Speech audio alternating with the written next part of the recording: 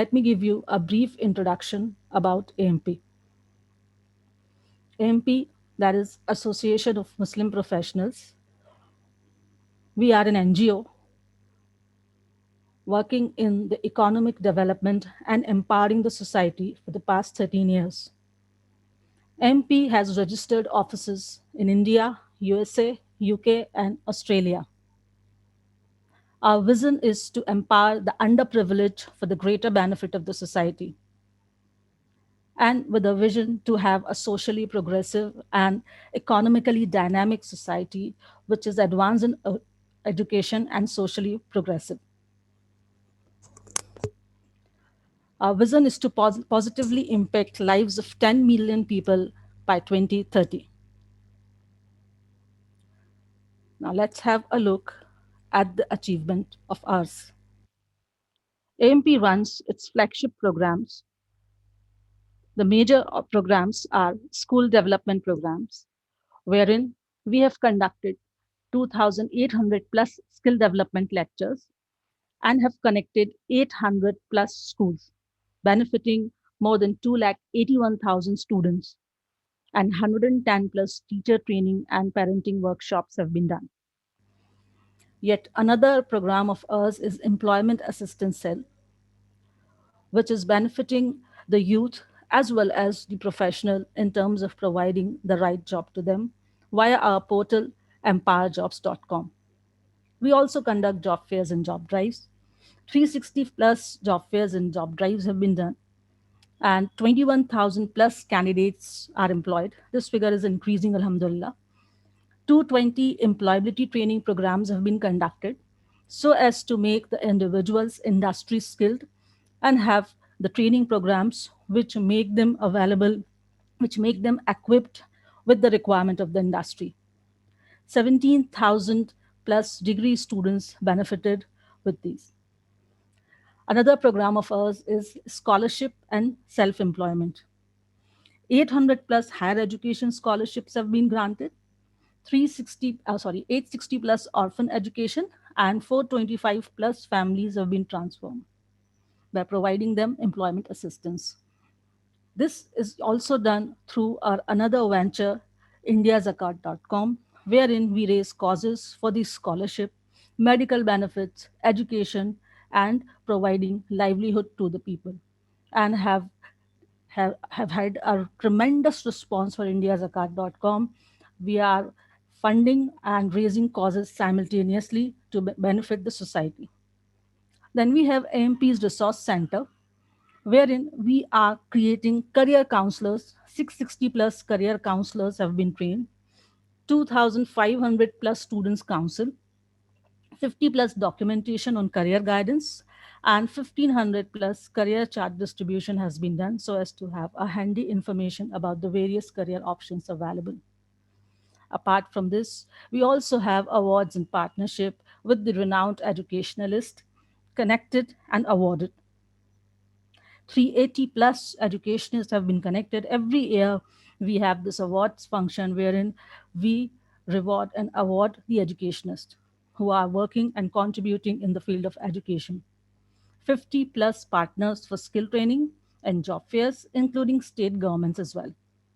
100 plus partner NGOs, again 500 plus partner NGOs for various programs. This figure has done a tremendous increase. Alhamdulillah. Now, let me take you through our online presence. I've already talked about indiazakat.com and empowerjobs.com. Indiamentors.com is yet another endeavor wherein we are taking students, we are counseling them, we are hand holding them right from uh, choosing their career to taking ahead in their corporate platform and getting them jobs. So the indiamentors.com is also helping the students in terms of their career education and way ahead. AMP's reach, we have 140 plus active chapters which are spread across 26 states, 16 countries, and 6,000 plus active members. And more than 125,000 members and professionals are connected on various social media platforms. You can always join AMP to contribute to these causes. And you can log on to AMP, www.ampindia.org, and can write to us at info@ampindia.org. With this, I hand over to Mr. Farooq Siddiqui, who is the head of our NGO programs, to speak more about the speaker and the topic NGO Connect. Uh, Over to you, Farooq bhai. Thank you so much, Sufi. Jazakallah. And what a beautiful ayah from Holy Quran which you have recited. Assalamu alaikum. Welcome.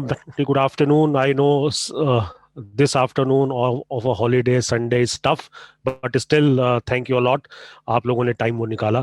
Uh, on behalf of AMP, I welcome our speaker, brother Rajesh Verma, our esteemed audience. My name is Farooq, and I am heading the AMP NGO Connect vertical.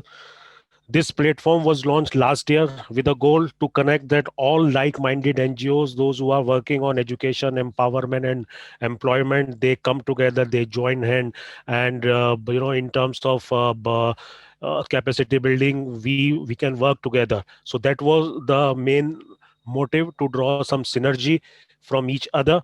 And alhamdulillah, we have done a lot, and there are lots of projects which we have executed in last 7-8 months nationally. National talent search was one of that. There are few NGOs, those who are working at a local level, they are taking inspiration from others partner, and we have seen collaboration of NGOs from north to, with the south counterpart, and from a east with the west counterpart. So as I told you, the basic idea of NGO Connect is to bring all like-minded NGOs on the same platform of AMP. We'll provide the technical know-how, guidance, and sometime people can also raise the fund from our platform indiazakat.com. I won't take much of the time, and let me introduce our speaker, Rajesh Verma Saab, who is also known as NGO Guru in our NGO fraternity, and he is a BCom honor, FCA, ACS, NCFM, and certified NPO professional, those who are very rare in our country. And he has experience over a decade, and he has kind of helped almost 25,000 NGOs or associate people. And he founded one of his organization by the name of Tara Corporate to provide consultancy and provide one-stop solution for NGOs and corporate in getting the various funded project. CA Verma Saab has substantive experience and knowledge of NGO management, DDU GKY project of Government of India, and other skill project, audit and taxation. So yeah, without much ado, I just hand over the session to our host or to our speaker of the day, CA Rajesh Verma. Rajesh bhai, over to you. Thank you, Farooq bhai. Thank you so much. And first of all, I am very privileged to be part of this discussion today, rather. And I truly thank you a lot to all the panelists, all the team members, especially Farooq bhai from AMP, and hope you all will get something positive for your NGOs. I hope most of people who are connected, Farooq bhai, they all are from NGOs, right? That's right. That's right. Okay, okay. Rajesh bhai, So we are live basically, on Facebook as well. So there are lots of question there that are there. So people are also seeing at us on Facebook as well. okay. So maybe after this session also, if some questions are not tackled, that we can tackle later on as well. Zarur, please. So I'll request all of you. So whatever questions, please make it a discussion. Time is very less. I'll be giving short introduction of each and every topic. Even though whatever questions you have in between, that questions you can ask either by way of chat. I can check in the chat box and reply that question immediately, so that this will be a lively session, in fact. So let me share one screen as well. So I hope the screen is visible to all of you. Starting with, we'll discuss about NGO structure. As we all know, NGOs are of three types: society, Section 8 company, and trust. The question comes, which one is the best? Depending upon the purpose, which structure one should choose. Either we should go for society or Section 8 company or trust. Or if we are running an NGO, whether we are running a correct format, correct structure of it. So let me talk about these all three structure one by one in brief, and then we'll discuss about which one is the best. Society is registered under Societies Registration Act 1860. As AMP is one NGO registered under Societies Registration Act 1860. Here 7 members are required minimum, and society can be a state level or can be national level. If the members are from one state or less than 7 states rather, the society is a state level society. But when members are from 7 different states and the area of operation is all over India, that is called national level society. Next one is Section 8 company is registered under Companies Act 2013. Earlier it was 1956. And here only 2 persons are required. This is registered as a private limited or limited company. And this is always national level. Coming to trust, there is no act in India to govern trust. However, people call it like this is trusts are under Indian Trust Act 1882. But Indian Trust Act 1882 is not applicable to public charitable trust. This is applicable only to private and family trusts. In trust also minimum 2 persons are required, and it can be national level straightforward. There is no concept of state level or district level in case of trust. It is always national level. What happens in trust? As I said, there is no act in India to govern trust, and trusts are not registered. The document which is very important in case of trust is trust deed. That document is registered under Registration of Documents Act 1908, and we call that the trust is registered. So there is no formal registration for trust. Any 2 persons can, and this is always national level. Whatever kind of rules and regulation you want to put in trust deed, that the person who is forming the trust is always free to put in. In case of company, again, company is governed by Companies Act 2013. So always one person can have control by having more and more shareholding in case of company. But the society runs on democratic principle. So all members who are members in the society shall have equal voting right, shall have equal right. So all the decisions of society shall be taken by majority. So suppose 2 persons in a society today, 7 persons, out of those 2 persons are the main persons who are taking more efforts to form the society, and 5 people are idle. But tomorrow, if those 5 people unite, they can bring 2 new persons and they can remove those 2 persons who were active initially. So this way, I call society is the most dangerous form of NGO so far as running private activities are concerned.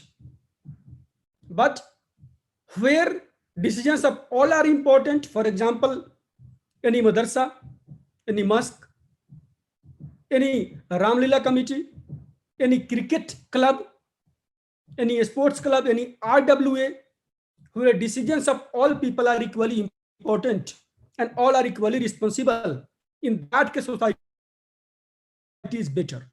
But if you want to run a school, run a college, run a skill development centers, or do some government grants activities, CSR activities, in that case society is the worst form of NGO. One should not go for it. Trust is better. The best one is Section 8 company, because Section 8 companies are governed by Companies Act 2013. And all the details of companies, Section 8 company, Section 8 NGO, are available on the portal of Ministry of Corporate Affairs. And there is no chances of any kind of forgery or fraudism in case of Section 8 company. Trust is always prone to forgeries. When one generation passes away and the next generation takes charge of trust, then there comes confusion, there comes forgery cases. And that's the reason different public trust, many public trusts are into litigations because of who are the trustees. Some says that the old trustee appointed me as trustee, him as trustee, like that, and this kind of disputes goes on. So if privately you want to run, you should go for Section 8 company. Or if it is a public activities, as I told, a sports club, RWA, public welfare intrusions, one should go for society. So with this, I move to my next topic. But if you have any doubt or questions regarding this, you can please ask, and I'll be happy to answer those questions before I move to the next topic. Mr. Rajesh, I have one query, and let make this a bilingual, मतलब Hindi English Urdu mix, because कुछ audience ऐसे भी रहे हों, मतलब होंगे जिनके लिए कंफर्टेबल ये वैसा होगा. So let keep our discussion in the, है ना, ये अगर आपको उस पर साथ साथ चलेंगे. मेरा सवाल इसमें ये था कि अगर कोई ट्रस्ट है, मान लीजिए किसी ने ट्रस्ट फॉर्म करी इस करंट ईयर में, लेट्स टेक दिस एग्जांपल, जून 2020 में ट्रस्ट हम लोगों ने फॉर्म करी किसी ने, और उसको रजिस्टर करा लिया, ट्रस्ट डीड को रजिस्टर कराया, मतलब, है ना, और लेकिन कोई बैंक अकाउंट नहीं खोला उसने, ना कोई पैन कार्ड बनाया, तो इनकम टैक्स रिटर्न फाइल करना for this current financial year is liable और नॉट, मतलब उस ट्रस्ट के लिए? इनकम टैक्स रिटर्न फाइल करने का ट्रस्ट में तभी होता है जब आपके पास कुछ टैक्सेबल इनकम है. अगर टैक्सेबल इनकम नहीं है तो आपको इनकम टैक्स रिटर्न फाइल करने का नीड नहीं है. ठीक. और कंपनी, और अगर सेक्शन 8 की कंपनी या सोसाइटी रहता है उस केस में कंपलसरी है आपका. उस केस में कंपलसरी है, बट ट्रस्ट में वो वेवर है कि हमें जरूरत नहीं उसमें करने के. राइट. सेक्शन 8 कंपनी में कंपलसरी है, सिर्फ सोसाइटी में कंपलसरी नहीं होता है. ठीक है. बट पॉइंट यहाँ पर ये है कि अगर जब आप जाते हैं गवर्नमेंट ग्रांट्स के लिए अप्लाई करते हैं, तो मैक्सिमम जगह पर यह है कि आपको अपने 3 इयर्स का ITR प्रोवाइड करना है. यस, नहीं, दैट तो आई नो. वो तो सिर्फ एक किसी ने सवाल किया था मेरे को व्हाट्सएप पे कि वो सेमिनार में ज्वाइन नहीं कर पाएंगे, आप ये सवाल किया. Thank you so much. ठीक है, फिर मैं अब नेक्स्ट टॉपिक पे मूव करता हूं. हमारा नेक्स्ट टॉपिक है, हमने बात किया कि NGOs के स्ट्रक्चर क्या है, कितने टाइप्स होते हैं, और उसमें बेस्ट स्ट्रक्चर, वेस्ट फॉर्म क्या है NGO का. Now I will move to our next topic, that is funding of NGOs. क्योंकि कुछ भी अगर अच्छा काम करना है, वो बोलते हैं अगर शुभ काम करना है तो उसके लिए लाभ का होना जरूरी है. जब तक आपके पास फंड नहीं है तो आपका हो सकता है कि विचार बहुत अच्छा हो, बट उस सिर्फ विचार से काम नहीं चलता, आपके पास फंडिंग होना मस्ट है. तो NGOs के फंडिंग की बात करते हैं तो फंडिंग का NGOs का 3 सोर्सेस होता है: प्राइवेट फंडिंग, फॉरेन फंडिंग और government grants. Private donations covers the donation that you get from individuals, from corporate. CSR भी इसी का पार्ट होता है, प्राइवेट डोनेशंस का पार्ट होता है CSR. फॉरेन फंडिंग की बात करते हैं कि जो पैसा अब्रॉड से आता है, इंडिया से बाहर से जो फंडिंग आ रहा है उसको हम लोग फॉरेन फंडिंग बोलते हैं. एंड जो भी पैसा हमें गवर्नमेंट से मिलता है, गवर्नमेंट ऑफ सेंट्रल गवर्नमेंट या स्टेट गवर्नमेंट या किसी भी डिपार्टमेंट या मिनिस्ट्री से जो पैसा मिल रहा है उसको बोलते हैं हम लोग गवर्नमेंट ग्रांट्स। अब चूंकि ये 3 टाइप्स ऑफ फंडिंग है, ये फंडिंग का क्या क्या सोर्सेस है, इसके लिए कैसे अप्लाई करना है, क्या क्या स्कीम्स चल रहा है। Before we move to that topic, one very important topic is requirement for NGO funding, कि अगर आप एनजीओ रन कर रहे हैं और आपको फंडिंग लेना है तो उसके लिए क्या क्या क्राइटेरियाज हैं, क्या क्या एलिजिबिलिटी रिक्वायरमेंट है जो बेसिक है, जो बिल्कुल फुलफिल करना ही है आपको। Without fulfilling those requirements you can not move for funding. तो उसमें जो फर्स्ट रिक्वायरमेंट है कि आपकी जो एनजीओ है, that NGO must be registered. जैसे ट्रस्ट के केस में ट्रस्ट का रजिस्टर्ड होना कंपलसरी नहीं होता है। मैंने बोला कि there is no act in India to register trust, लेकिन अगर ग्रांट्स की बात करते हैं तो योर एनजीओ, योर ट्रस्ट और कंपनी और society must be registered one. Registered के बाद में जो सेकेंड इंपॉर्टेंट पॉइंट है, your NGOs books of account must have been audited annually. यानी हर साल आप अपने चार्टर्ड अकाउंटेंट से अपने एनजीओ के बुक्स का ऑडिट आप करा रहे हैं। हर साल आप आईटीआर फाइल कर रहे हैं, इनकम टैक्स रिटर्न्स फाइल कर रहे हैं अपना, and each year you prepare annual report. बड़े कंफ्यूजन होता है लोगों की एनुअल रिपोर्ट और ऑडिट में क्या डिफरेंस है। ऑडिट आपके बुक्स ऑफ अकाउंट का ऑडिट है, फाइनेंशियल ऑडिट है या टैक्स ऑडिट हो सकता है, बट एनुअल रिपोर्ट एक वॉलंटरीली प्रिपेयर होने वाला एक रिपोर्ट है इन विच all the activities of NGO done during that year, that financial year, are reported, are recorded and reported. Annual report में आपने पूरे साल में क्या क्या काम किया है, क्या क्या वर्क किया है आपने, उन सारे वर्क को आप इसमें रिपोर्ट करते हैं कि आपने क्या काम किया, कहां पर किया, कौन बेनिफिशियरीज रहे, किनको बेनिफिट मिला, कितना पैसा आपने स्पेंड किया एग्जैक्टली उस पार्टिकुलर एक्टिविटी के ऊपर। और 2 कॉमन मिस्टेक्स इसमें लोग करते हैं, I must tell those common mistakes here. एक होता है कि लोग क्या करते हैं कि अपना एक्टिविटी मेंशन करेंगे और गूगल से फोटो डाउनलोड किया, इमेज डाउनलोड किया और उसको अटैच कर दिया। So that you should not do.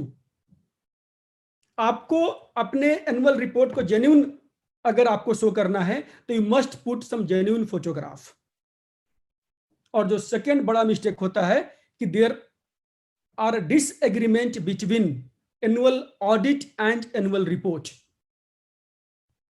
Annual audit में कुछ और शो हो रहा होता है और एनुअल रिपोर्ट में एक्टिविटीज कुछ और होता है। There is no correlation between annual audit and annual report. ये फेक एनजीओ का सबसे बड़ा पहचान है। सो आप इस चीज का ध्यान रखें। हो सकता है कई लोग करते क्या है कि आपने कुछ एक्टिविटी कर लिया इन कैश, उस एक्टिविटी का आपके बुक्स ऑफ अकाउंट में रिकॉर्डिंग नहीं है। So don't put those kind of activities in an annual report. आप सिर्फ वही एक्टिविटी डालें जो एक्टिविटी आपने एनुअल ऑडिट में बुक्स ऑफ अकाउंट में आपने शो किया हुआ है। Coming to third important point is NITI Aayog registration. जो दर्पण पोर्टल से यूनिक आईडी मिलता है नीति आयोग का, this registration is compulsory now if you want to apply for any kind of central government schemes. अगर आपको सेंट्रल गवर्नमेंट से कोई भी ग्रांट लेना है तो आपके पास नीति आयोग का रजिस्ट्रेशन होना कंपल्सरी है। विदाउट नीति Aayog registration you can not even apply for the schemes of central government. Fourth very important point is 12A and ATG registration for private donations. अभी तक before till the end of 2020 12A and ATG was not compulsory for private donations, but 22nd January 2021 by coming of this companies amendment act 2020 जहां पे CSR में major changes आया है, उसमें एक changes ये भी है कि अगर कंपनी अपना CSR फंडिंग किसी NGO को कर रही है, so that NGO must have 12A and ATG registration. अगर उस NGO के पास 12A and ATG का रजिस्ट्रेशन नहीं है, so that NGO is not eligible to apply for or to get CSR funding from any corporate. So, and plus there are so many changes in 12A and ATG by budget Finance Act 2020, जो आप सब लोगों को पता होगा. The 12A ATG earlier used to be perpetual, कि एक बार आपने रजिस्टर करा लिया, registered for always till it is cancelled. But by Finance Act 2020, these provisions has been changed. और अब जो पुराने रजिस्टर्ड 12A ATG वाले ऑर्गेनाइजेशंस है, उन सभी का रजिस्ट्रेशन लैप्स हो जाएगा, खत्म हो जाएगा, और आपको अपने 12A and ATG का री रजिस्ट्रेशन कराना पड़ेगा. And the date for that is 1 April 2021. Date तो पहले एक्सपायर हो चुका है, बट इसको बिकॉज ऑफ COVID-19 इसको एक्सटेंड कर करके अभी 1 अप्रैल 2021 किया गया है. And the government of India is very rigid and have expressed their very confirmed opinion in this budget 2021 also, कि 1 अप्रैल 2021 से 12A ATG का री रजिस्ट्रेशन जो है, जो 12AB एक नया सेक्शन आया है, वो ऑपरेशनल हो जाएगा. अभी तक जो इसका फॉर्म है, जो प्रोसीजर है, पोर्टल पर लाइव नहीं हुआ है, बट चूंकि गवर्नमेंट का बड़ा फॉर्म ओपिनियन आया है बजट में, तो आई एम श्योर कि ये 1 अप्रैल 2021 के पहले इसको लाइव कर देंगे. एंड जो NGOs जो लोग ज्वाइन किए हुए हैं, आपके पास अगर 12A ATG है आपके NGO में, तो आपको ध्यान रखना है कि आपको अपने संस्था का 12A and ATG का दोबारा से री रजिस्टर करना पड़ेगा. अगर आपने रजिस्टर नहीं किया तो आपका 12A ATG कैंसिल माना जाएगा या ऑटोमेटिकली लैप्स हो जाएगा आपका. एक और चेंजेस आया इसमें कि जो 12A ATG का रजिस्ट्रेशन है, that registration will be for 5 years, यानी हर 5 साल में आपको उसको रिन्यू करना पड़ेगा. यानी 1 दशक में आपके NGO को 2 बार इनकम टैक्स डिपार्टमेंट के पास जाना पड़ेगा, और इनकम टैक्स डिपार्टमेंट वेरीफाई करेगी कि आपकी एक्टिविटी जेन्युइन है, सब कुछ सही चल रहा है, then only they will grant renewal of your 12A and ATG. इसके साथ साथ कुछ और चेंजेस आया, जैसे ATG अगर आपका है तो आपको डोनर्स को, जो लोग आपको डोनेशंस दे रहे हैं, उनको आपको सर्टिफिकेट देना है कंपलसरी. रसीद से काम नहीं चलेगा. You have to provide a donation certificate to your donors, और क्वार्टरली आपको एक स्टेटमेंट ऑफ डोनेशंस आपको अपलोड करना पड़ेगा इनकम टैक्स पोर्टल पे, जो कि जो डोनर है उनके 26 AS में प्रोबेबली रिफ्लेक्ट करेगा, और वहां से वो ATG का डिडक्शंस क्लेम कर सकते हैं. सो ये काफी मेजर चेंजेस आए हैं. और अगर चेंजेस के अकॉर्डिंग जो कंप्लायंसेज नहीं करते हैं, देयर आर पेनल्टीज. जो 234G है इनकम टैक्स का, वहां पर 200 रुपीज पर डे का पेनल्टी है अगर आप स्टेटमेंट फाइल नहीं करते हैं तो, लाइक TDS. आप सर्टिफिकेट नहीं देते हैं, उसके लिए पेनल्टी आपको शुरू हो जाएगा. आप एक डोनर को सर्टिफिकेट देना भूल गए, penalty will start. I should not say penalty, rather it is late fees. 271K है वहां पर, फिर उसका पेनल्टी अप टू 1 लाख का पेनल्टी वहां स्टार्ट हो जाएगा इनकम टैक्स में आपका. So if you are running an NGO and availing benefit of 12A and ATG, you have to be on your toes so far as the compliances are concerned.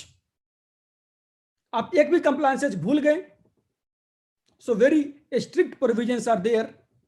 So it's better you be a compliant NGO and do all your compliances on time. आगे बढ़ते हैं sir. जो last requirement है is FCRA registration. And आप सभी जानते होंगे this FCRA registration is required for getting donations from abroad. अगर आपको फॉरेन फंडिंग लेना है तो आपके पास FCRA का रजिस्ट्रेशन या प्रायर परमिशन होना अनिवार्य है. If you don't have FCRA registration, you cannot apply for or you cannot get foreign funding. अगर आप फॉरेन फंडिंग लेते हैं तो FCRA का नॉन कंप्लायंस है, and there are very severe provisions and penalties regarding this. अब हम आगे मूव करेंगे to our next topic regarding CSR funding. मैं बड़ा क्विकली टच करूंगा because my main topic will be today the government grants. But before this, अगर आप लोग का कोई क्वेश्चंस है regarding the topics I covered, so that questions I would like to take up. Anyone having questions? There are 2-3 questions which we have got on the subject on your last slide. किसी साहब ने check करा है कि 12A और ATG कैसे बनता है, क्या आम आदमी डायरेक्ट बनवा सकता है या किसी एजेंट की जरूरत रहती है? 12A ATG डायरेक्टली जा सकते हैं, उसमें कोई दिक्कत नहीं है। इसके लिए फॉर्म आपका 10A और 10G होता है, 10A for 12A and 10G is for ATG। आप इसको ऑनलाइन फिलअप कर सकते हैं इनकम टैक्स पोर्टल पे, इनकम टैक्स ऑफिसर से जाकर मिल सकते हैं और आपका 12A ATG हो जाएगा। चूंकि जो रिक्वायरमेंट है कि काफी सारे वहां पर क्वेश्चंस क्वेरीज आते हैं, केस अटेंड करना पड़ता है, उसका रिप्लाई करना पड़ता है, तो अगर आप किसी टेक्निकल पर्सन को, टिपिकली अगर आप एक चार्टर्ड अकाउंटेंट को इन्वॉल्व करते हैं तो बेहतर रहेगा आपके लिए। बिकॉज अगर आप फाइनेंस प्रोफेशनल है आप खुद भी जा सकते हैं, कोई दिक्कत नहीं है। But if you are not a finance person, you must involve a technical person, a chartered accountant for this 12A ATG. One query I have, one of our NGO partner, I think he is there in attendees, he's from Assam. He has got his 12A certificate on 25th of February, right? So as you told that he need to re-register now again after 1st of April for 5 years? Yes, yes. उनके लिए ये है कि 1 अप्रैल को renewal के लिए री-रजिस्ट्रेशन के लिए अप्लाई करेंगे एंड ऑटोमेटिकली के लिए उनका री-रजिस्टर हो जाएगा। ज्यादा कोई क्वेश्चंस नहीं पूछा जाएगा उनसे, बट अप्लाई करना पड़ेगा उनको। Okay okay. एक क्वेश्चन आया है सर कि may society NGO convert in charitable trust.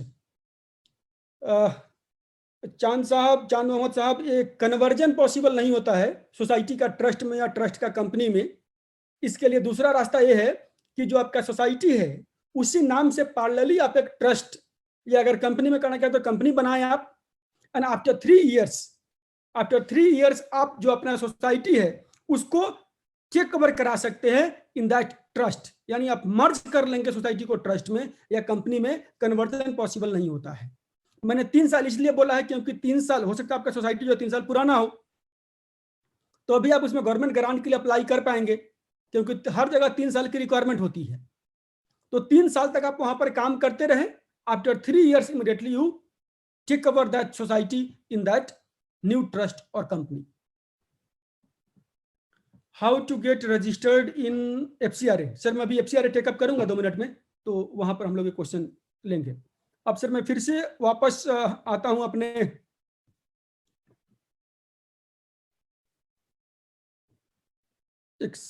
Screen again share कर रहा हूं मैं अपना, and I think screen visible है आप लोगों को ये।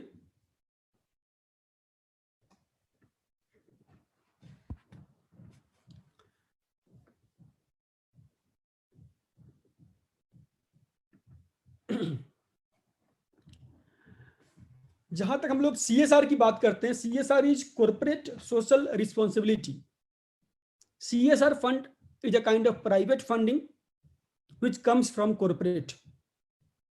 सर जो कॉर्पोरेट है वो समाज के ही रिसोर्सेज को यूज करके अपना काम करती है और बदले में समाज को बहुत नुकसान भी होता है, लाइक नॉइज पोल्यूशन या वाटर पोल्यूशन या रोड्स, उनके ट्रक्स के आने से रोड्स वगैरह खराब होती है। So for that there is a social responsibility on corporate that they should pay thing to the society। So पहले तो ये voluntarily society corporate used to do some charitable activities, but in Companies Act 2013 एक section लाया गया, section 135, and by that it is made compulsory that each and every corporate having net profit of 5 crores और net worth of 500 crore और turn over of 1000 crore और मोर। अगर तीनों में से कोई भी एक क्राइटेरिया फुलफिल करता है कोई कॉर्पोरेट, तो उसको अपने नेट प्रॉफिट का 2% जो है कंपल्सरीली सीएसआर फंडिंग पे खर्चा करना है। और सीएसआर में मैंने बताया कि बहुत ही मेजर चेंजेस आया है अभी कंपनीज अमेंडमेंट एक्ट 2020 में सीएसआर रूल्स में मेजर चेंजेस आया है। So by that changes any corporate can spend their CSR funding either by itself or through an NGO which is registered in 12A and ATG, or through any corporate, any established company which is 3 years old. इसमें major change ये आया है कि अगर किसी NGO को CSR funding अगर कोई कंपनी दे रही है, कोई कॉर्पोरेट दे रही है, so that NGO, that trust society और section 8 company must have filed CSR 1 form with Ministry of Corporate Affairs, और वहां से एक यूनिक आईडी जनरेट होगा। वो यूनिक आईडी इनको उसमें मेंशन करना पड़ेगा इन एप्लीकेशन। तो अगर आप एनजीओ रन कर रहे हैं, आपको सीएसआर फंडिंग लेना है, सो 1 अप्रैल 2021 से ये पोर्टल लाइव हो रहा है। इसका सीएसआर 1 अवेलेबल हो जाएगा फॉर्म एमसीए पोर्टल पे। आप अपने चार्टर्ड अकाउंटेंट को या कंपनी सेक्रेटरी से कनेक्ट करके आप अपने एनजीओ को सीएसआर में रजिस्टर्ड करा लीजिए। Means you must file the CSR 1 form on ministry of corporate affairs portal and obtain that unique ID. So एक चीज ये ध्यान रखना है, earlier in CSR funding there was no capping on administration expenses, but now that admin expenditures have been limited to 5% only, जो भी आपको CSR का फंडिंग मिलता है उसका मैक्सिमम 5% आप एडमिन एक्सपेंसेस में खर्चा कर सकते हैं। So that unique ID I talked about must be obtained from MCA। और अगर आप नॉर्मल प्रोफेशनली जा रहे हैं कहीं पर सीएसआर फंडिंग के लिए, so you should ask banking को कंपनीज, पीएसयूज एंड एमएनसीज, क्योंकि यहीं पर इन्हीं लोगों के पास जो है सीएसआर फंडिंग जेन्युइनली अवेलेबल होता है।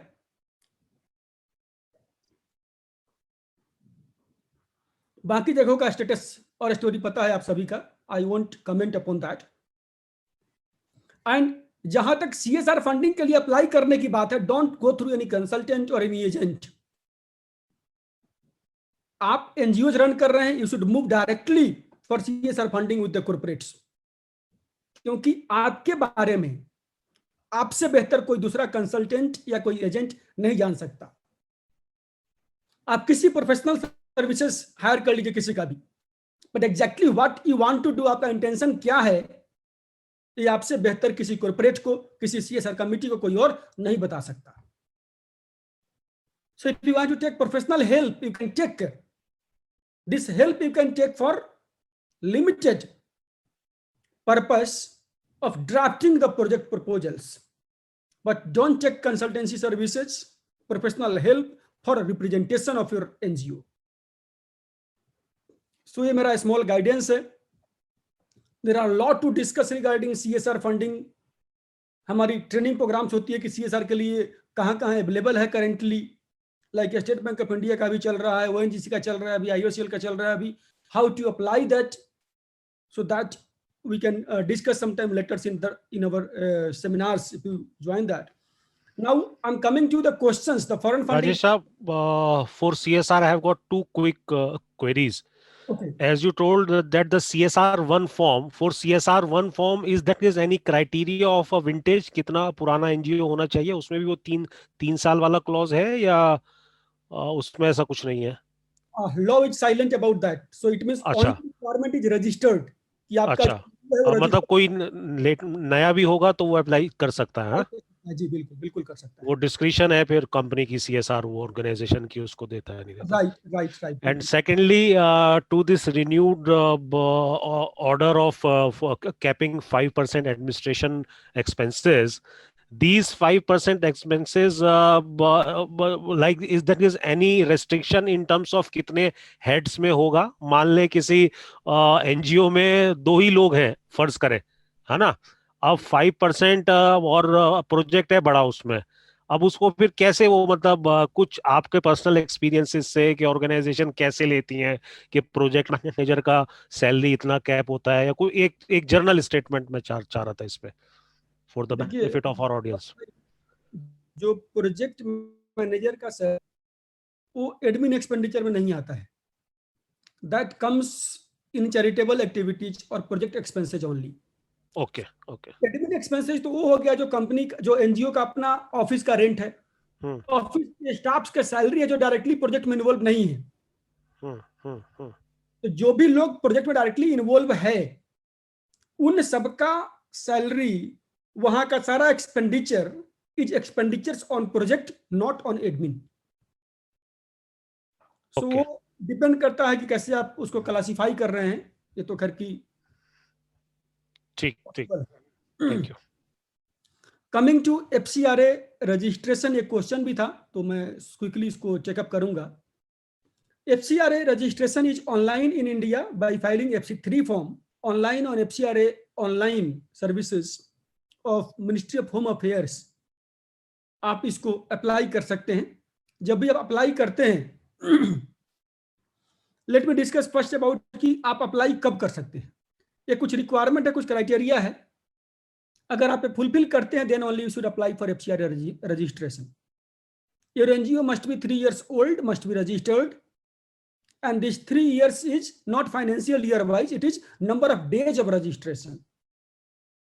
आपका जो चैरिटेबल एक्सपेंसेज है must have crossed 10 lakh rupees in last 3 financial year. आपका बुक्स ऑफ अकाउंट ऑडिटर होना चाहिए और आपके पास annual return, annual report available होना चाहिए।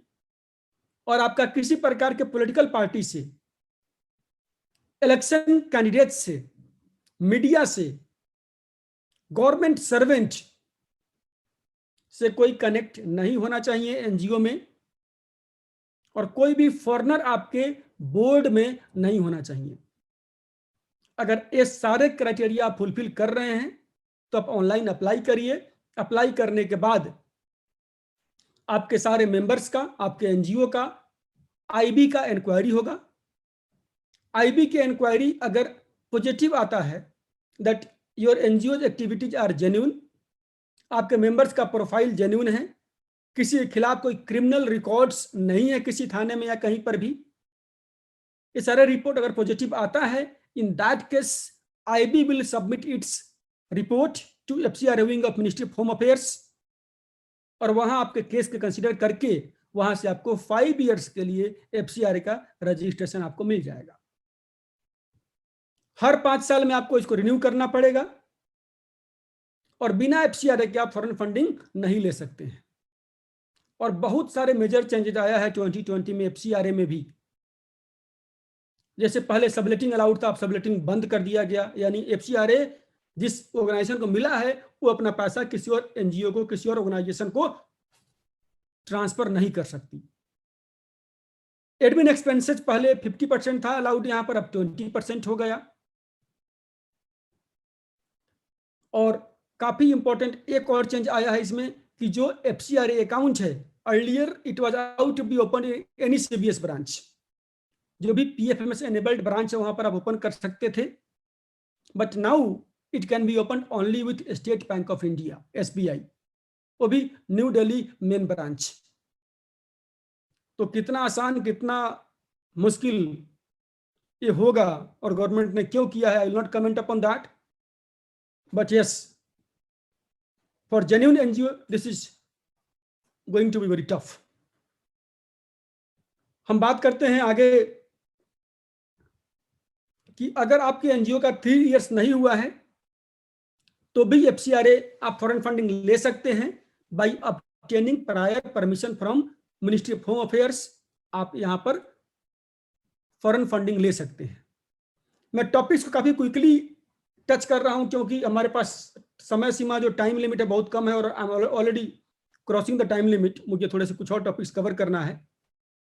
तो कोई क्वेश्चंस अगर हैं तो आप पूछ सकते हैं regarding FCRA, I will answer that those questions. अब तो FCRA के नाम सुनने के साथ डर लगने लगता है लोगों को, इसलिए सवाल भी मेरा ख्याल से FCRA है। मंजर भाई वांटेड टू आस्क, मंजर भाई क्वेश्चन अगर आप उसमें we can have a quick round last में, मतलब सिंस यू हैव एनीथिंग है ना, तो हम लोग अब Q&A लास्ट में ही करेंगे इंशाल्लाह। शुक्रिया। ओके, हम गवर्नमेंट ग्रांट्स की बात करते हैं। ये सारे मिनिस्ट्री जो स्क्रीन पर देख रहे हैं आप लोग, ये मिनिस्ट्रीज हैं जहां से NGOs को खास करके फंडिंग मिलता है। ये मैंने जो लिस्ट दिया है ये लिस्ट कंप्लीट नहीं है, बट ये मेजर मिनिस्ट्रीज है जहां से गवर्नमेंट ग्रांट मिलता है। और जब भी हम गवर्नमेंट ग्रांट की बात करते हैं तो हमें जानना पड़ेगा कि गवर्नमेंट का मूड क्या है, बिकॉज गवर्नमेंट ग्रांट हमें what exactly we want to do या हमारा इंटेंट क्या है उसके लिए नहीं मिलता है। गवर्नमेंट का अपना पर्पस है, अपना इंटेंट है, उस इंटेंट के लिए गवर्नमेंट फंडिंग करती है। तो before we move for government grant we must know mood of government.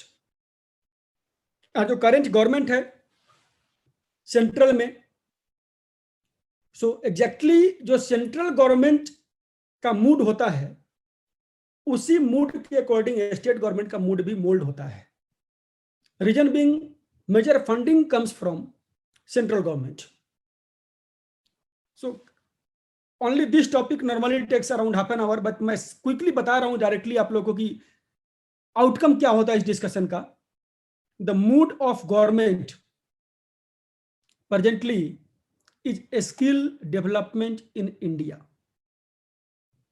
क्योंकि मेक इन इंडिया फेल हो गया और मेक इन इंडिया फेल होने का जो रीजन था, सिंगल रीजन था, that was non availability of skilled man power in India. क्योंकि मैन्युफैक्चरिंग के लिए चाहिए होता है land, labour and raw material. In India we have ample land, land की कोई कमी नहीं हमारे पास। जनसंख्या में हम चाइना से ही पीछे रह गए हैं। रॉ मटेरियल्स वैरायटीज ऑफ सब कुछ अवेलेबल है हमारे पास। जब मैन पावर भी है, the reason it failed because man powers in India are not skilled. लोग तो है लेकिन ड्राइवर नहीं है। Everyone needs driver and people are unemployed. We cannot match because those who are unemployed, they don't know driving a skill. So the focus of government shifted completely towards skill India, and almost जितने ministries India में है, जितने departments है, all departments have one or more schemes relating to skill development. So government का focus हो गया skill development, and that's why the government come, let us make India a skill capital of the world. Whenever, anywhere, anyone, any corporate in the world looks for a skills, a skilled manpower, they look at India. So ये government का focus है. So we who are running NGOs, we should focus upon a skill development this way or other way. आप जो भी कार्य कर रहे हैं, मैं नहीं बोल रहा हूं कि गवर्नमेंट का फोकस किसी और काम पे नहीं है। Yes, government is focusing, government is still giving funding for abolition of alcoholism, drug addicts, old age home, आप शेल्टर होम्स, हर चीज के लिए फंडिंग हो रहा है। बट जो फोकस है, the focus has been shifted towards skill development, and that's why जो आपने देखा होगा न्यू एजुकेशन पॉलिसी जो आया हुआ है, there also government is focusing on a skill development in through schools also. So quickly मैं बात करूंगा कुछ स्कीम्स के बारे में। The most strict, the biggest, the most rewarding schemes in a skill development sector is DDU-GKY, Deendayal Upadhyay ग्रामीण कौशल्य योजना। इस स्कीम का 3 नेम्स होता है, DDU-GKY, Roshni and Himayat. The same DDU-GKY scheme in Jammu and Kashmir is called Himayat. In left-wing extremist areas, जो difficult areas and Naxalite affected areas हैं, वहां पर इसको रोशनी बोलते हैं।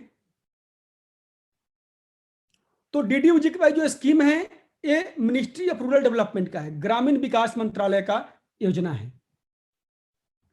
And this DDU-GKY scheme, in short, let me brief. This is a placement-oriented skill training program of rural poor youths. मैंने बोला placement-oriented skill training program. The focus is not skill development. The focus is placement. So I told placement-oriented skill training program of whom? Of rural poor youth, ग्रामीण क्षेत्र के गरीब युवाओं के लिए। आप ट्रेनिंग सेंटर कहीं भी सेटअप कर सकते हैं। The training center can be in urban area also, but जो बेनिफिशियरी हैं they must come from rural area, वो ग्रामीण क्षेत्र से आने चाहिए। जो DDU-GKY स्कीम है, this can be residential or this can be non-residential. तकरीबन पर ट्रेनी अप्रोक्स 1 लाख रुपए मिलता है गवर्नमेंट से, जिसमें आपको ट्रेन करके बच्चे को प्लेसमेंट करवाना है। और अगर ढंग से करें इस स्कीम को तो 20% तो इनहेरेंट इनबिल्ट इसमें इंसेंटिव है PIH के लिए, बट अगर अच्छे से कोई करे so the profit ratio can go higher as well. There is no limit. I just tell that very good and very rewarding scheme of government of India. अब मैं बात करता हूं क्विकली कि इस स्कीम को लेने के लिए क्या प्रोसीजर है, कैसे ले सकते हैं इसको। How to get grants under DDU-GKY scheme of ministry of rural development. मैंने बोला कि DDU-GKY स्कीम क्या है, एक स्किल डेवलपमेंट प्रोग्राम है फॉर रूरल पुअर यूथ्स।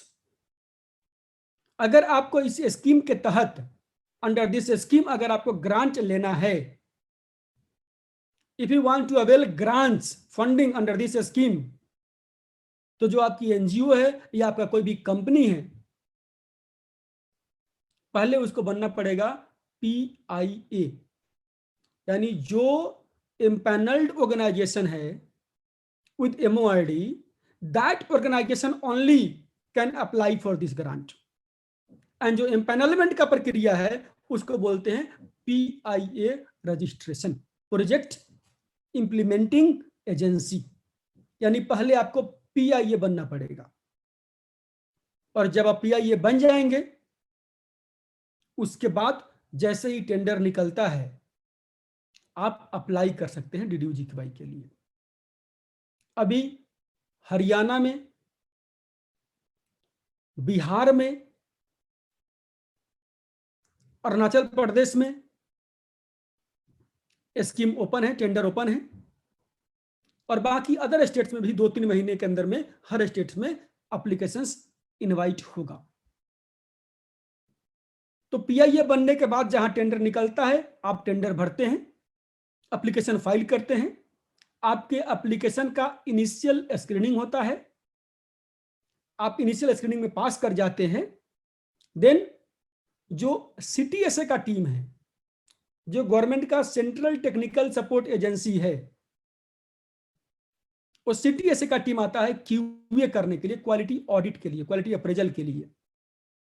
और जब अप्रेजल में पास कर जाते हैं आप, then your file is forwarded for before the PAC, project approval committee के पास आपको बुलाया जाता है। आपको जाके अपना वहां पर प्रेजेंटेशन देना है और PAC जब सैंक्शन कर देती है आपके प्रोजेक्ट को तो एक सैंक्शन ऑर्डर मिलता है आपको। उसके बाद जितने का आपका प्रोजेक्ट है उसका 3% आपको बैंक गारंटी देना पड़ता है। Earlier it used to be 6.25%, because of COVID that limit has been reduced to 3%। आप बैंक गारंटी सबमिट करेंगे, एक MOU साइन होगा और आपको 25% पैसा एडवांस मिल जाएगा for training centre setup and running the training centre. जब आप 20% ट्रेनिंग कंप्लीट कर लेंगे तो आपको 25% और मिल जाएगा, यानी 4 इक्वल इंस्टॉलमेंट में आपको सारा पैसा मिल जाता है।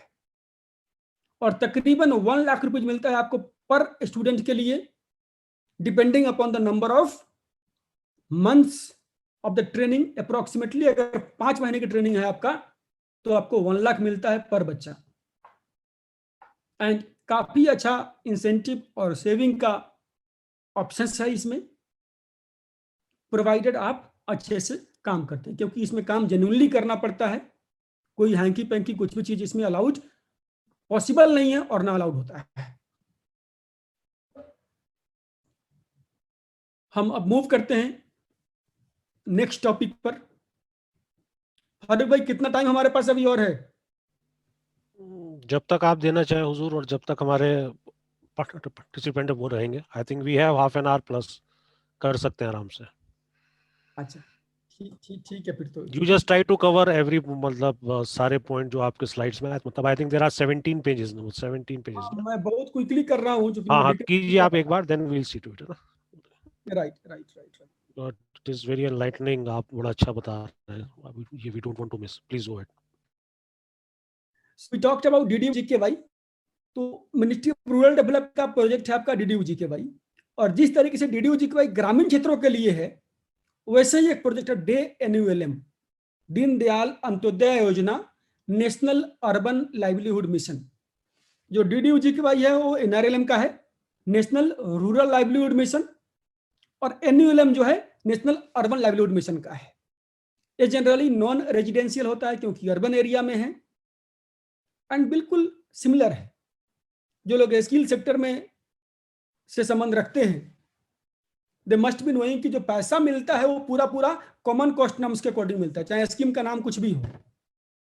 There is a common cost norms as per national skill development policy. उस कॉमन कॉस्ट नॉर्म्स के अकॉर्डिंग आपको पैसा आवरली बेसिस पर मिलता है। अप्रोक्सीमेटली अगर हम बात करें तो 20,000 रुपीज पर कैंडिडेट आपको मिलता है। It's being a non residential training programme in DANULM।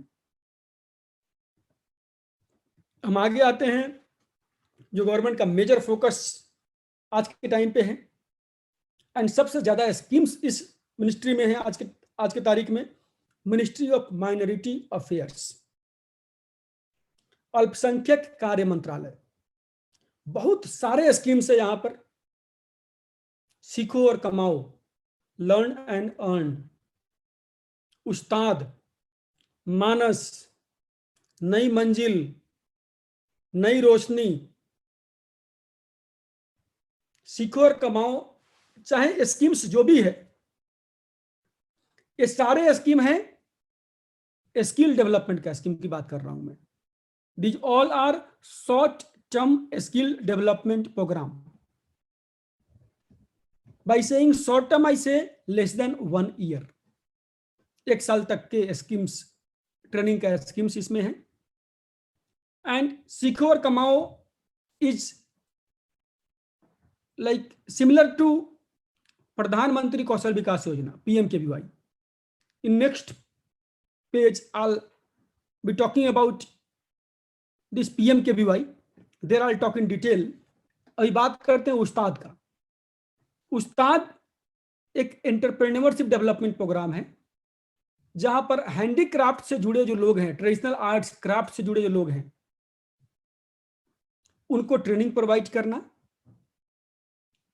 उनको अपना बिजनेस स्टार्ट करने के लिए गवर्नमेंट से लोन दिलवाना और बिजनेस स्टार्ट करने में उनको सपोर्ट करना। दैट कम्स अंडर उस्ताद। और उस्ताद अभी जस्ट 15 डेज पहले उस्ताद का स्कीम का एप्लीकेशन क्लोज हुआ है, एंड होपफुली अगेन मई जून में आ जाएगा। नई मंजिल नई रोशनी अभी आने वाला है। उस्ताद में भी आपका अप्रोक्स 1.6 लाख मिलता है एक ट्रेनिंग के लिए, और बहुत ही अच्छा स्कीम है, एक एनजीओ जो फाइनेंशियली वायबल स्कीम है। उस्ताद सीखो कमाओ, ये दोनों स्कीम बहुत ही फाइनेंशियली वायबल है। अगर हम नई रोशनी की बात करते हैं तो नई रोशनी स्कीम ये leadership development programme for minority women, जो अल्पसंख्यक महिलाएं हैं उनके लिए एक लीडरशिप डेवलपमेंट प्रोग्राम है नई रोशनी। ये 5-6 हफ्ते का होता है प्रोग्राम, कई बार 1 हफ्ते का भी होता है, डिपेंडिंग अपन की क्या आप ट्रेनिंग प्रोवाइड करना चाह रहे हैं। तो जो नई रोशनी योजना है इसमें बड़ा बेसिक ट्रेनिंग दी जाती है, जैसे आपका मोबाइल ऑपरेट कैसे करना है, पेटीएम कैसे यूज करना है, बैंक कैसे ऑपरेट करना है, ईमेल कैसे यूज करना है। स्मॉल डिजिटल लिटरेसी के अलावा जो हेल्थ एंड हाइजीन के संबंधित जो चीजें हैं, जो छोटी छोटी जो चीजें लॉ है, लीगल राइट्स है सिटीजन का, उन सब के बारे में ट्रेनिंग प्रोवाइड किया जाता है इसमें। सो नई रोशनी स्कीम का एप्लीकेशन अभी अप्रैल के फर्स्ट वीक में आने वाला है, होपफुली मार्च में ही आ जाए, because this is already due. और सीखो और कमाओ भी अभी एप्लीकेशन आने वाला है, तो आप लोग मिनिस्ट्री ऑफ माइनॉरिटी अफेयर्स को फॉलो कर सकते हैं, या अगर फारिक भाई I keep on sharing with you जो भी ग्रांट्स अनाउंस होता है, so that you can share in the group with all persons. Yes, we need to have a special separate program for this these 3-4 things, because most of our NGOs they are working on minority affair partner, so we can plan something especially on these 4 schemes. Okay. अब हम बात करते हैं प्रधानमंत्री कौशल विकास योजना का, PMKVY का। PMKVY is the most famous scheme, the most rewarding scheme, and the most harmful scheme. Reason इसमें यह रहा कि PMKVY स्कीम तो अच्छा है, this is a short term skill development programme. Again government gives around 20,000 rupees per trainee, और बहुत अच्छा सेविंग होता है इसमें। बट लोगों ने किया क्या था कि PMKVY के ऊपर सोलली डिपेंडेंट होकर के अपना ट्रेनिंग सेंटर स्टार्ट कर लिया था, और टारगेट जब बंद हुआ, इंफ्रा कॉस्ट लाइव था, लोगों का रनिंग था, and so many of suicide cases happened because of this scheme. इसमें गवर्नमेंट की गलती नहीं है, लोगों की गलती है, नॉलेज की गलती है कि PMKVY स्कीम के ऊपर सोलली डिपेंडेंट नहीं होना है। This is a scheme of government. आप इसके साथ साथ अगर 2-3-4 स्कीम्स और रन करते हैं तो this is the most rewarding scheme. काफी शॉर्ट टर्म स्कीम है, इजिली इंप्लीमेंट होने वाला है। इस PMKVY का 2 कंपोनेंट हुआ करता है। अभी PMKVY 3 अनाउंस हो गया है, 3-4 डेज में इसका पोर्टल लाइव होगा। तो जो लोग स्किल डेवलपमेंट के काम कर रहे हैं वो लोग PMKVY में अप्लाई कर सकते हैं। PMKVY स्कीम में अप्लाई करने के लिए यहां पर भी आपको पहले एम्पैनल्ड होना पड़ेगा, और एम्पैनल्ड होने का मतलब यहां पर है, वहां DDUGK में था PIA बनना है, आपको प्रोजेक्ट इंप्लीमेंटिंग एजेंसी बनना है वहां पर आपको। बट यहां पर जो है आपको TP बनना है, ट्रेनिंग पार्टनर बनना है। अगर आप ट्रेनिंग पार्टनर है then only you can apply for PMKVY। इसका 2 कंपोनेंट हुआ करता है, central component and state component. पैसा सेंट्रल से मिलता है, that's why it is called centrally sponsored, state monitored. वो CSSM हो गया स्टेट कंपोनेंट, और जो सेंट्रल कंपोनेंट है that is central sponsored, centrally managed, कि पैसा भी सेंटर का, मैनेज भी सेंटर का, CSCM, पैसा सेंटर का, मैनेजमेंट स्टेट का, CSSM। तो CSSM का टारगेट जो है, स्टेट गवर्नमेंट के पास एक स्किल डेवलपमेंट मिशन हुआ करता है। जैसे असम में असम स्किल डेवलपमेंट मिशन है, बिहार में बिहार स्किल डेवलपमेंट मिशन है, उत्तर प्रदेश में UPSDM है, महाराष्ट्र में महाराष्ट्र स्किल डेवलपमेंट मिशन है, MSRLM है। सो ये लोग इसको कंट्रोल करते हैं, ये लोग वहां पर टारगेट एलोकेट करते हैं और इंप्लीमेंट कराते हैं। In Delhi it is open as of now, Bihar it is open, Assam it is open, and centrally जो है 3-4 दिन में पूरे इंडिया के लिए सेंट्रल कंपोनेंट अभी स्टार्ट होने वाला है। सो जो लोग स्किल डेवलपमेंट से जुड़े हैं, आप लोग अप्लाई कर सकते हैं PMKVY के लिए, प्रधानमंत्री कौशल विकास योजना के लिए। पहले उसके लिए TP बनना पड़ता है, ट्रेनिंग पार्टनर बनना पड़ता है। PMEGP अभी जो गवर्नमेंट का आत्मनिर्भर भारत, जो 10,000 करोड़ के एलोकेशन से, आप लोगों ने कोविड के टाइम में सुना होगा कि government is giving 20 lakh crore as a package. तो उस पैकेज में हम सभी का हिस्सा है।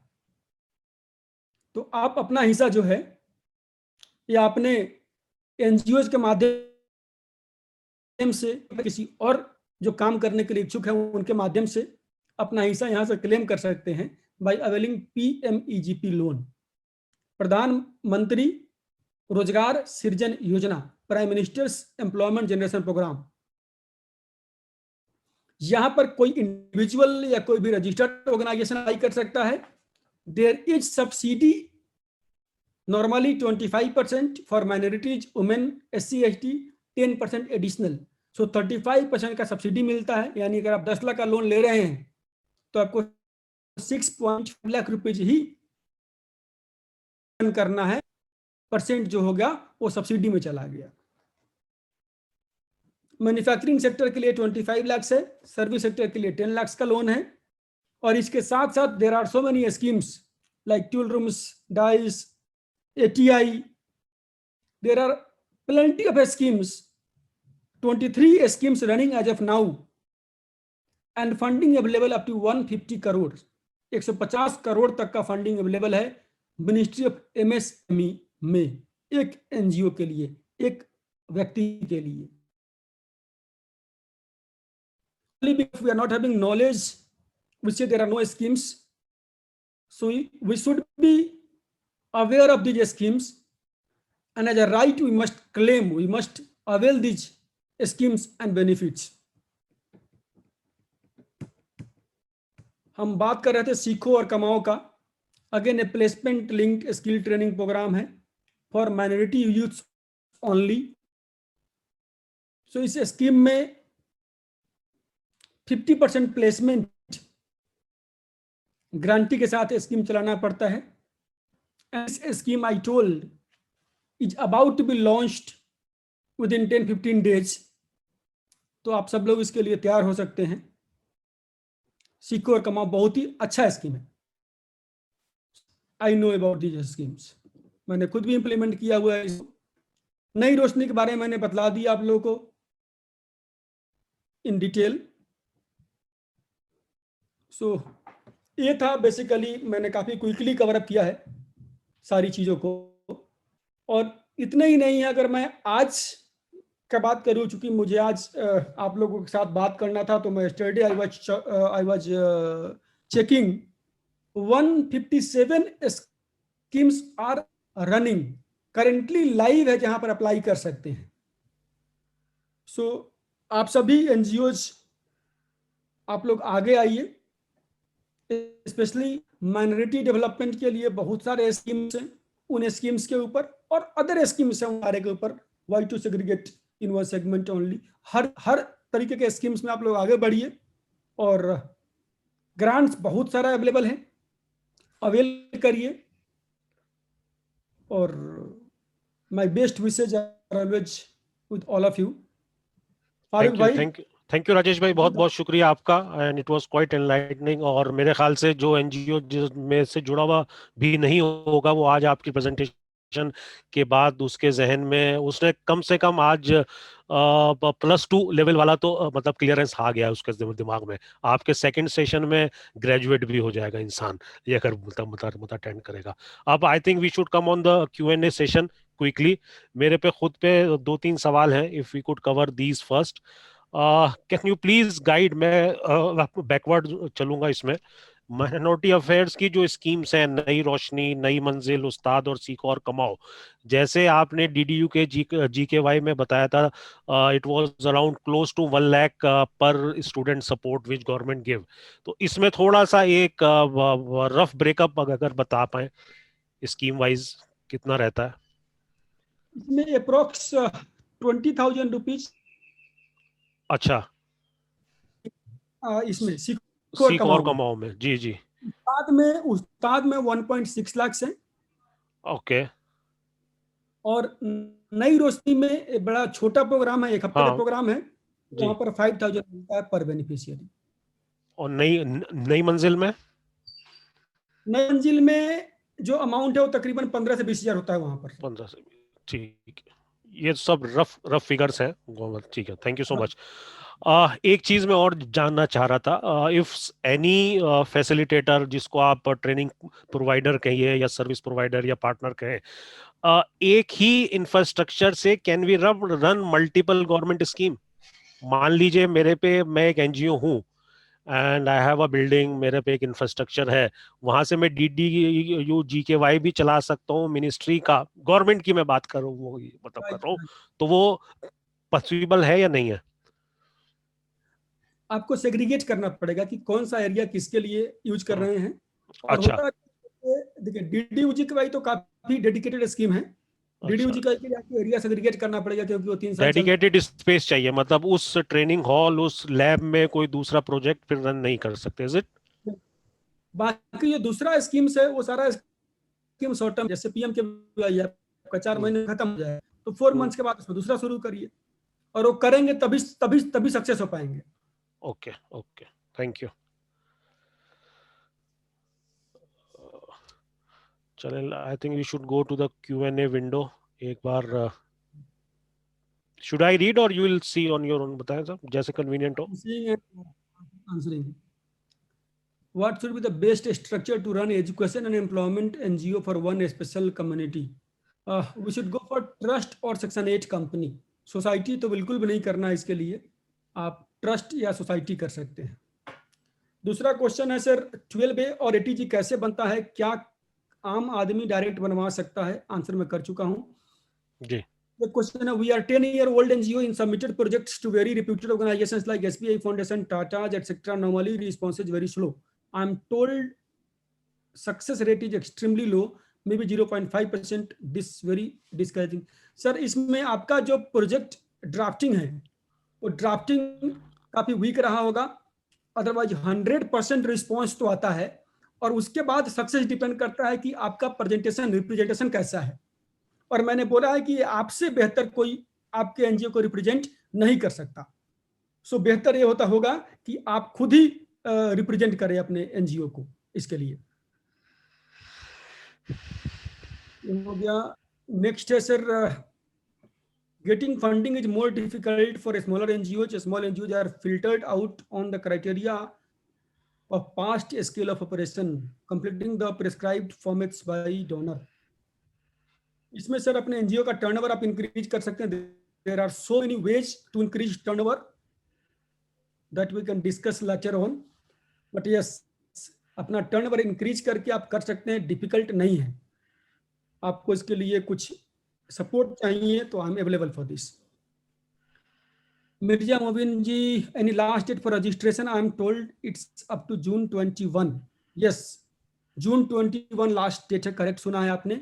June 21 तक अगर आप रजिस्ट्रेशन नहीं करते हैं, 12ATG का री रजिस्टर नहीं करते हैं, तो आपका जो लाइसेंस है वो खत्म हो जाएगा, लैप्स हो जाएगा। How to make up a company? Javed भाई, कंपनी बनाने के लिए नॉर्मल प्रोसीजर है, आप अपने एक्चुअली किसी CA या CS के थ्रू ही जा सकते हैं। खुद नहीं बना सकते कंपनी। सो इसके लिए बेहतर होगा कि या तो आप मुझे कनेक्ट करें या किसी अपने सीए को कनेक्ट करें, बता देंगे आपको। इसका लिए बताना थोड़ा सा मुश्किल है अभी यहाँ पर लाइव। अगर कोई बिना एफसीआई रजिस्टर्ड एनजीओ या ट्रस्ट को विदेश का से 10,000 या 50,000 आता है तो क्या होगा? सर इसके लिए जेल और फाइन दोनों का प्रावधान है। 1 रुपया है या 1 करोड़ रुपया है, सजा वही है। What's difference between training partner and training provider? Sir training partner training provider में कोई डिफरेंस नहीं है। ट्रेनिंग प्रोवाइडर कोई टर्म्स होता ही नहीं है स्किल सेगमेंट में। वो नॉर्मली जो लोग ट्रेनिंग प्रोवाइड करते हैं उसको ट्रेनिंग प्रोवाइडर बोलते हैं। जो लीगल टर्म है वो टर्म सिर्फ ट्रेनिंग पार्टनर ही है। इतनी आसानी से लोन नहीं मिलता, बिल्कुल सही बोले हैं सर। लेकिन अगर ये आपका राइट है, आप ले सकते हैं, कोई मना आपको नहीं कर सकता। आप में वो गट्स होना चाहिए, वरना आप मुझे कनेक्ट करिए, जहां से भी चाहते लोन आपको मिलेगा। I am running tailoring school for girls under NGO registered under society, can I get government funding? Yes sir, आप गवर्नमेंट फंडिंग ले सकते हैं बिल्कुल। और टेलरिंग के लिए आपका सीखो और कमाओ का स्कीम बहुत ही बेहतर स्कीम है। और एक आरपीएल का स्कीम चला है, प्रधानमंत्री कौशल विकास योजना है। इन सारे स्कीम्स में आप ले सकते हैं। स्टेप प्रोग्राम है ministry of women and child development का। Support to training and employment program, वहां से भी पैसा ले सकते हैं। एससी एसटी का ट्रेनिंग का पैसा वहां से भी ले सकते हैं। बहुत सारे स्कीम्स है सर इसके लिए। साहिद भाई आपका क्वेश्चन था। उस्मान भाई का क्वेश्चन है, we applied ATG and 12 in 2019 till now we didn't get, now officer is telling us to wait till April 2021। Sir officer wait करने के लिए नहीं बोल सकता, गलत बोल रहा है। जाके मिलिए, देखिए क्या चाहते हैं ऑफिसर साहब। एक क्वेश्चन है, इंडिविजुअल के लिए लोन क्राइटेरिया क्या है? सर इंडिविजुअल के लिए लोन क्राइटेरिया सिर्फ इतना है कि आप इंडिविजुअल हैं और आपने जिस काम के लोन चाहिए उस काम के लिए कोई ना कोई आपने ईडीपी का ट्रेनिंग किया होना चाहिए। उस्मान भाई का क्वेश्चन है, व्हिच इज बेटर सेक्शन 8 और trust bye charity commissioner? Sir charity commissioner सिर्फ महाराष्ट्र में होता है, महाराष्ट्र के बाहर चैरिटी कमिश्नर नहीं है, और सेक्शन 8 बेहतर है।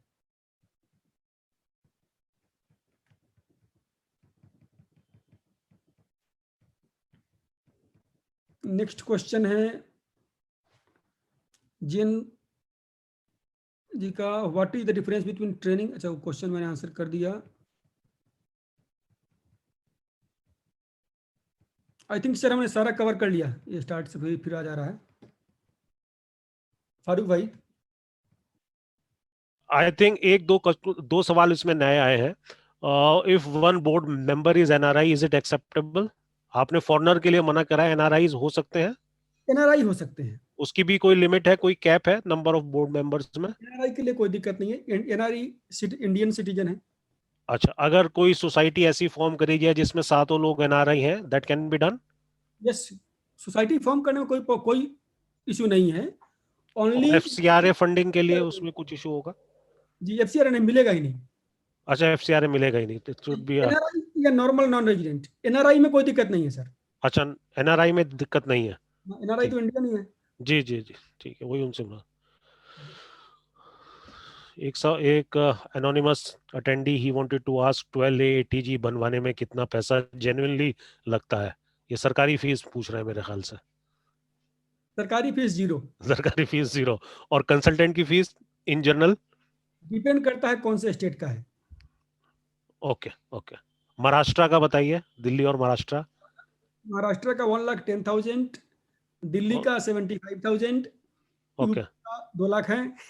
यूपी का 2 लाख है? अच्छा।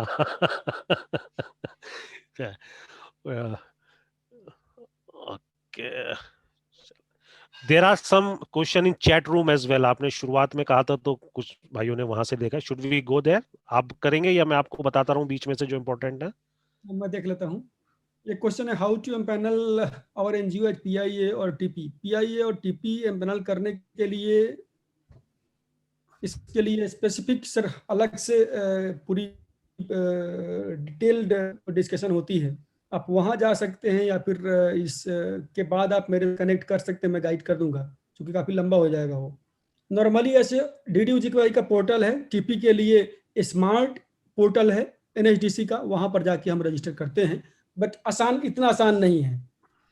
So I'll say not to try by yourself. Ahmad Khan साहब का क्वेश्चन है, can you share PPT? Farooq भाई इनको शेयर कर दीजिएगा, आपके पास है। जी। How to know when new scheme launches? Farooq भाई ऐसा कर सकते हैं, जो हम लोग जितने पार्टिसिपेंट्स हैं सभी लोग अगर एक ग्रुप बना दें या फिर एक कुछ आप definitely we have a group और हम लोग आपको उसमें मेंटोर बना के we will try to make, है ना तो बस आप उस ग्रुप को म्यूट मत कीजिएगा। नहीं तो नहीं, फिर हम आपको, हमारा एक कोर ग्रुप है, we will put you there है। राइट, तो फिर जो भी नए स्कीम्स आता है तो मैं उसको अपडेट करते रहूंगा। So nice of you, thank you so much. need 3-year vintage, 33 years old as per registration date of trust society और ये मैंने आपके बिहाफ पे आंसर किया था शहीदुल भाई को, एफसीआरए के लिए ये पूछ रहे थे। बस सर इतने, और तो कोई नहीं, एक सवाल है रज़ाक भाई का, उन्होंने पूछा था कि कोई एक एनजीओ या सोसाइटी है 10 साल से चला रहे हैं और उसके मेंबर ही उसमें कंट्रीब्यूट कर रहे हैं, कोई बिजनेस रेवेन्यू नहीं मतलब रिसीव हुआ, तो उस केस में कोई आईटी का कोई इशू तो नहीं होगा? कोई उसका सोल्यूशन बताइए कुछ। कोई इशू नहीं है सर उस चीज। 10 मेंबर हैं, अगर 10 के 10 ही अपना पर्सनल फंड उसमें डाला, उसके अमाउंट से भी फर्क नहीं पड़ेगा? अगर अमाउंट रन्स इन से लैक्स 8-10 लाख रुपए डाल दिए, फर्क नहीं है, गवर्नमेंट को क्या एतराज होगा, लेकिन अच्छा बेटी जी होना चाहिए सर। नहीं, हाँ, मतलब he is not asking for fund, he is saying for their self, मतलब फॉर देमसेल्फ इंटरनली एनजीओ चला रहे हैं। अगर वो अपना पैसा भी लगा रहे हैं, हाँ, तो पैसा किस माध्यम से, किस मतलब हेड में आ रहा है? क्वेश्चन ये है कि रज़ाक भाई आप हैं, आप यू कैन आस्क, मेरे ख्याल से अगर मैं कुछ उसमें मिस कर रहा हूँ। रज़ाक भाई is on the panel. Sir मेरे को एक मेंबर का भी मैसेज आया था, they are running an NGO in some city का नाम नहीं लिखा है, they are 10 year old NGO, तो उनके जो मेंबर्स है, जो कि 10-12 मेंबर्स है, कुछ डॉक्टर लोग हैं शायद, लोग आपस में ही पैसा कंट्रीब्यूट करके एनजीओ चलाते हैं, they have not filed for any ITR nothing, जो पैसा रेस करते हैं साल में वही पूरे साल में खर्चा कर देते हैं वो। गलत है सर, आईटी का इशू जिसमें आएगा इनकम टैक्स का, क्योंकि पैसा वो रिसीव कर रहे हैं तो पैसा को तो कहीं ना कहीं शो करना पड़ेगा, चाहे डोनेशन शो करेंगे या लोन शो करेंगे। लोन शो कर रहे, कर नहीं रहे होंगे, डोनेशन कर रहे होंगे, और जो भी डोनेशन है उस पर 30% का टैक्स लगता है, तो क्लियर तो नहीं है। अच्छा, ओके सर, सब डॉक्टर लोग आपस में ही पैसा दे रहे हैं। रज़ाक भाई वो व्हाइट में है क्या, मतलब बाय चेक पेमेंट है क्या, बैंक अकाउंट से? डॉक्टर लोग ये पूरा व्हाइट है, ये उन लोग आपस में पैसा, हाँ, नहीं तो व्हाइट है तो वही ये राजेश भाई बता रहे हैं, वो इशू आएगा बिकॉज उन्होंने अपने एक्सपेंसेस में उस अमाउंट को कैसे बुक करा है, डोनेशन के तौर पे बुक करा है या फिर एज अ एक्सपेंस, किसी और एक्सपेंस, मतलब वो लोन की वो तरह उस अकाउंट में पैसे दिए, है ना, तो कहीं ना कहीं कुछ ना कुछ एंट्री वो दिखाना पड़ेगा। अगर डोनेशन बुक करा, वो दिया और अपने आईटीआर में, उस सालाना आईटीआर में नहीं उसको मतलब मेंशन करा, तो वो फिर चैलेंज होगा। एम आई राइट साहब? 100% इशू होगा ही होगा, इसमें होगा ही होगा ना। मैं काम करता हूँ, राजेश सर का नंबर दे देता हूँ, probably they will talk to him there. yes and people those who are doing in cash, Rajesh भाई, उनको तो कोई मसला नहीं है, वो तो हम बात ही नहीं कर सकते, है ना। नहीं, अब मान ले कोई एनजीओ है स्मॉल, वो लेवल पे कर रही है एंड दे डू इट, उसमें थोड़ा अपना ब्रांडिंग एक्टिविटी भी करा, बैनर अखबार में आ गया, ये आ गया, है ना, और पता चलता है कि साहब उनका बैंक अकाउंट तक नहीं है, सो उस पे भी कोई स्क्रूटनी हो सकती है क्या? जब तक ट्रैफिक पुलिस नहीं देखता है तब तक बिना हेलमेट के चलिए, कोई दिक्कत नहीं है। नहीं तो उसमें मान लीजिए किसी ने कहा मैंने चंदा मिलके करा साहब के, कोई कैंप लगाया, कुछ खाना खिला दिया किसी को, कि हमने तो इलाके में मतलब लोगों से जमा किए थे पैसे, उसको लेके बांट दिया, तो उस केसेस में भी कुछ इश्यूज आ सकते हैं? उसमें ज्यादा इशू है सर। अच्छा, उसमें ज्यादा इशू है। ओके, मतलब expenses has to be booked, वो कहीं ना कहीं एंट्री होनी चाहिए जो भी आप एक्सपेंस कर रहे हैं। ओके, जब तक नहीं पकड़ेगा तब तक कोई दिक्कत नहीं है। तो वो लोग जो ज्यादा सोशल मीडिया पे उसको डालते हैं, लाइव चलाते हैं, उन लोगों के लिए खतरे की वो घंटी है कि they are leaving their prints, हैं, कहीं ना कहीं वो छोड़ रहे हैं उल्टा। I think we are almost done and it was quite fascinating session मेरे लिए पर्सनली और मेरे साथ साथ, क्योंकि जिन लोगों को मैं जानता हूं उनके कमेंट सुन के बड़ा अच्छा लग रहा है। पर्सनल भी मेरे को मैसेज आ रहे हैं। और एक सेकंड, हमारे एक सीनियर एएमपी मेंबर है मंजर भाई, उन्होंने हैंड रेस किया हुआ है। क्वेश्चन शायद उनका मैंने कहा था लिख दें, लिखा नहीं, लेकिन फिर भी मैं उनको अलाउ वो कर रहा हूँ, वो आपसे एक बार डायरेक्ट सवाल करेंगे। मंजर भाई प्लीज। हेलो। हेलो जी भाई साहब बोले।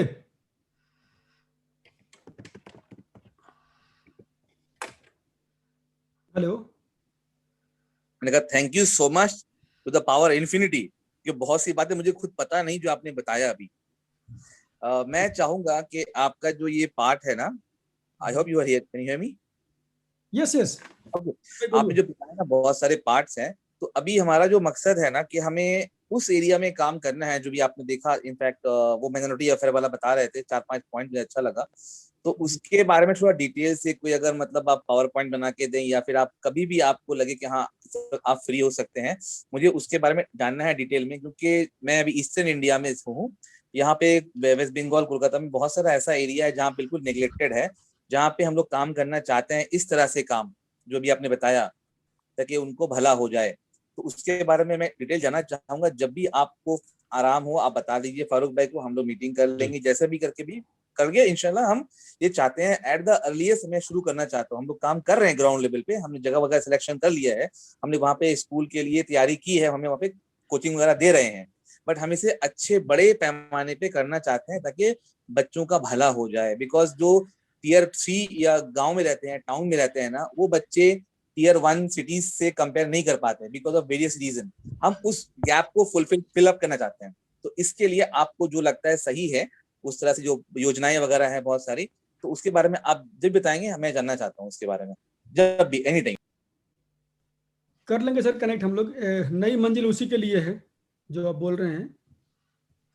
और जी जी। मंजर भाई और हम सब लोगों का मैं इसमें बताना चाहूँगा, अब ये हमारे लिए प्रिविलेज और ऑनर है कि राजेश भाई ने सिर्फ एक फोन कॉल पे आने के लिए हामी भर वो भरी, वरना एनजीओ से जुड़े हुए लोग जो हैं वो इनके सेशन कई हजार रुपए पैसा दे के इनके वो सेशन को अटेंड करते हैं।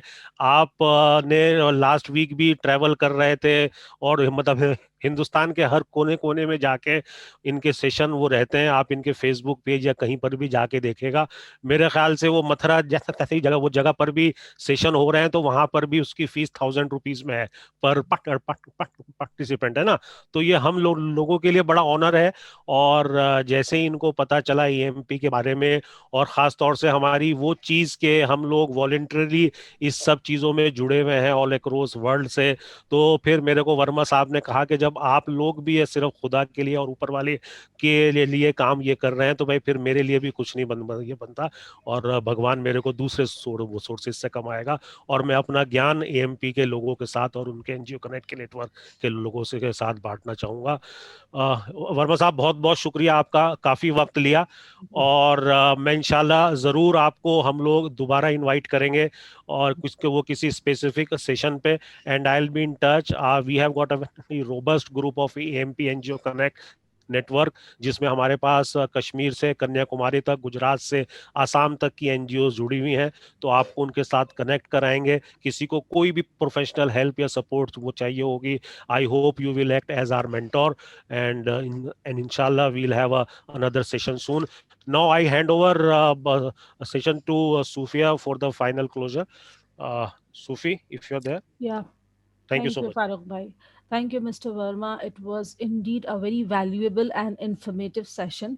And I think all the participants, they must be feeling good to have benefited from all the knowledge that he has shared with us. And we are indebted hearing that you have not charged anything for this. So a heartily thanks to you. Let us now, with this, let us now end our session. Thank you very much for all the participants as well as panelists, and a special thanks to Mr. Rajesh. Thank you so much. Thank you, Rajesh bhai. Shukriya bahut bahut. Have a great Thank you. time, everyone. Thank you. Bye-bye. Thank you.